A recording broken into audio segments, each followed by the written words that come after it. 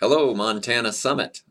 My name is Matt Roscoe, and I am unable to be with you at this moment. So I made a short video at the request of our leader, Jenny Liebeck, about concurrent enrollment issues here in Montana. So let's get moving. So the video I've made is, the slides I've made are entitled Concurrent Enrollment, a Rising Trend in Math Education. I'd like to just basically inform you a bit about, well, what is concurrent enrollment and what are its benefits.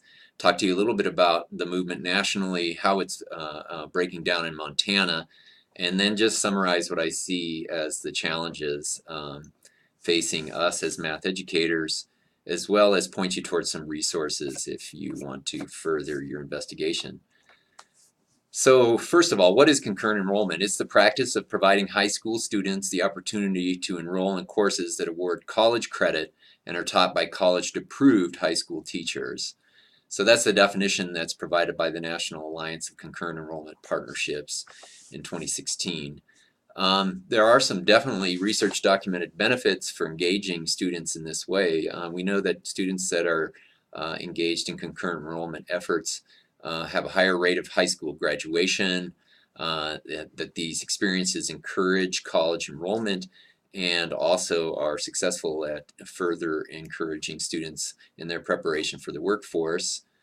We also know that students who engage in concurrent enrollment efforts experience a more rigorous high school curriculum, which we believe prepares them for college and coursework and the expectations that come with college coursework, which sometimes are different than those expectations in high school.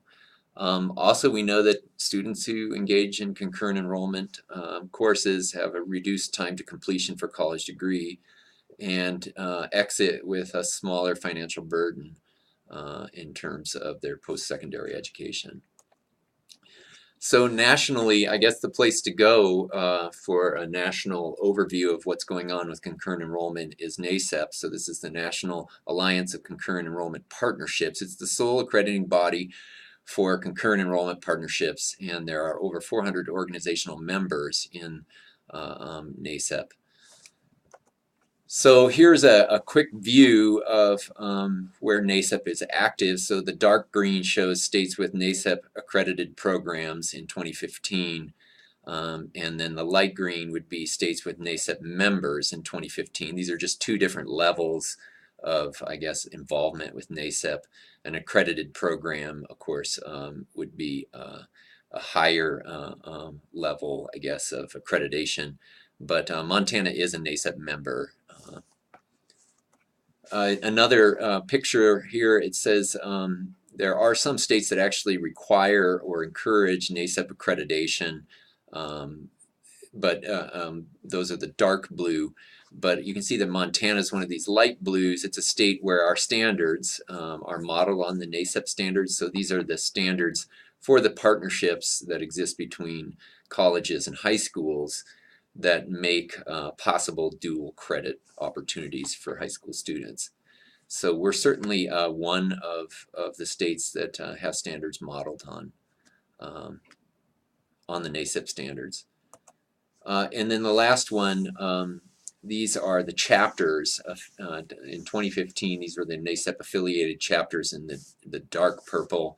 The lighter ones are affiliated in early 2016, and working towards affiliation are the light pink. So you can see that there's a growing trend in developing affiliated chapters for NACEP. These are largely large population center states, with the exception, I guess, out there of Utah. But you can see that Montana is not at this point working towards a statewide affiliation. So let's talk a little bit about concurrent enrollment in Montana. First, you should be aware that, at least in Montana, my understanding is that concurrent enrollment is synonymous with the term dual enrollment in Montana, or dual credit enrollment in Montana. So just to avoid any confusion, the national term is concurrent enrollment. The local term is dual credit or dual enrollment. And here in Montana, dual enrollment is coordinated by the Office of the Commissioner of Higher Education through the Montana University System. There are 12 college-based programs at at Montana two-year colleges where high school students can take dual enrollment courses either on-site or online.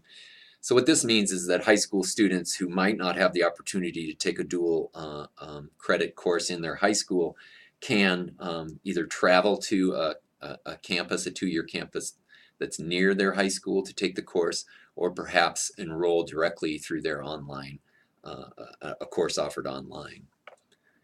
More impressive is the fact that there are 66 high school-based programs in Montana where high school students can take dual enrollment courses in their home school. So these would be the types of dual credit opportunities where students go to, say, a pre-calculus class in their school and can be getting credit both for high school graduation as well as college credit for taking that pre-calculus course. One important feature in Montana is that if you do take a course for college credit, of course there's tuition and fees, but the Office of the Commissioner of Higher Education has really supported students in taking dual credit courses by defraying the price of tuition. So it's students pay half-price tuition for these courses in their high schools, and there are no fees associated. So let's talk a little bit about the challenges. High school based concurrent enrollment courses, which are by far and away, I guess, the most convenient for students to take, do require agreements between high schools and university partners. Usually the university partners are the two-year colleges in the region of the high school, and the coordination of these partnerships can be a tenuous thing. It often highlights perceived differences in the content of courses, how they should be instructed, or what the rigor, the standard of rigor is for the coursework, across this traditional boundary that's separated high school and college mathematics education. So developing and nurturing these partnerships and making space for them to develop is certainly one of the big challenges with delivering dual credit opportunities to high school students. Certainly another challenge is competency. The OCHE policy stipulates that every high school teacher offering concurrent enrollment courses must meet the minimum qualifications required of two-year college instructors, and that they set at a master's degree in the teaching field or closely related academic discipline, and they have to have at least 9 graduate level semester credits in the academic discipline. This can pose some difficulty for some teachers to offer dual enrollment courses.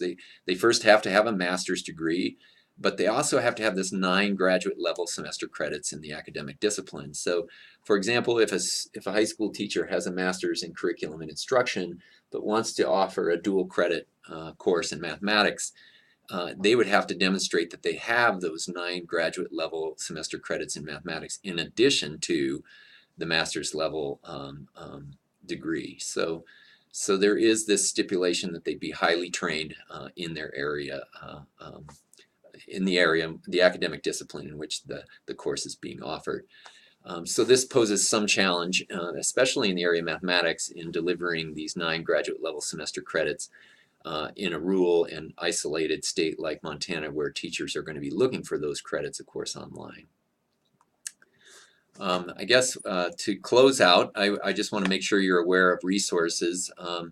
The Montana University system does have quite a well-developed website with resources on dual credit. The first link here is the one for teachers or those who want to teach dual enrollment or dual credit courses. And the second link would be the link appropriate for students who want to take dual enrollment courses. The third link, of course, is the NACEP link, so that's the national organization that coordinates partnerships in dual enrollment. And then I also wanted to make you aware that there is a position at the Montana University system in the Office of the Commissioner of Higher Education for a dual enrollment coordinator, and that person is Amy Williams. She is a wonderful resource and knows the dual enrollment situation in Montana much better than I do, and I would point you towards her if you have any specific questions about forging dual enrollment partnerships or opportunities in your schools. That's about all I have to present, and I thank you for your time, and I look forward to seeing you all later tonight when I arrive at the conference.